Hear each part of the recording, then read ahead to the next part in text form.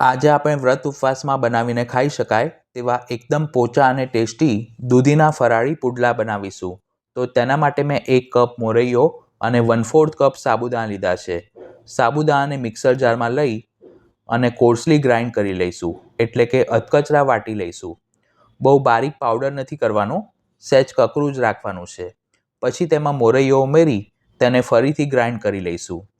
જેમ આપણે ઢોકળાનો લોટ દળતા હોઈએ છીએ તે રીતનો સહેજ કકરો લોટ બનાવવાનો છે. આ રીતે બનાવેલા ફરાળી લોટને આપણે એરટાઇટ કન્ટેનરમાં ભરીને ફ્રીઝમાં 2 મહિના સુધી સ્ટોર કરી શકીએ છીએ અને તેનો ઉપયોગ કરીને વિવિધ પ્રકારની ફરાળી વાનગી બનાવી શકાય છે. લોટને એક મિક્સિંગ બાઉલમાં કાઢી તેમાં 2 કપ એટલે કે 500 ml મધ્યમ ખાટી છાશ ઉમેરી લોટના બિલકુલ પણ ગાંઠા ન પડે તેમ સરખી રીતે મિક્સ કરી લઈશું. તમારી પાસે છાશ ન હોય તો તમે 1 કપ મધ્યમ ખાટું દહીં અને જરૂર મુજબ પાણી ઉમેરીને પણ ખીરું બનાવી શકો છો. ખીરું વધુ પડતું પાતળું ન થઈ જાય તેનું ખાસ ધ્યાન રાખવું, કારણ કે પછી તેમાં દૂધી પણ ઉમેરવાની છે. અત્યારે તેમાં સિંધવ મીઠું કે બીજી કોઈ સામગ્રી નહીં ઉમેરીએ, ફક્ત લોટ અને છાશથી જ ખીરું તૈયાર કરીશું. હવે તેને ઢાંકીને 3 થી 4 કલાક માટે ગરમ જગ્યાએ અથવા તો તડકામાં મૂકી રાખીશું, જેથી તે થોડું અથાઈ જશે. જો તમારે સવારે આ પુડલા બનાવવા હોય તો આગલે દિવસે ખીરું બનાવીને પણ તેને ઢાંકીને ઘરમાં મૂકી શકો છો. 3 થી 4 કલાક બાદ ખીરુંમાં થોડી ખટાશ ચડી ગઈ છે. આ સ્ટેજ પર તેમાં તીખાશ માટે 1 ચમચી આદુ મરચાંની પેસ્ટ ઉમેરીશું. તેની સાથે પુડલાને સરસ સોફ્ટ બનાવવા માટે અડધો કપ છીણેલી દૂધી ઉમેરીશું.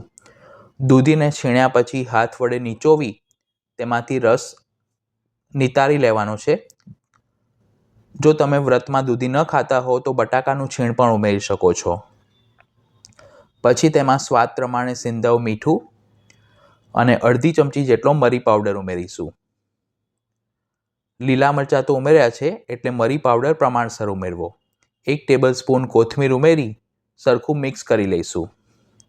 પુડલાને થોડા ક્રન્ચી બનાવવા માટે 2 ટેબલસ્પૂન અધકચરા વાટેલા શેકેલા શિંગદાણા ઉમેરીશું.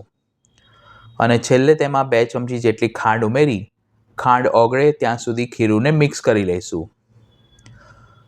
ખાંડ ઉમેરવી ટોટલી ઓપ્શનલ છે, પણ ઉમેરશો તો પુડલા ટેસ્ટમાં વધુ સારા બનશે.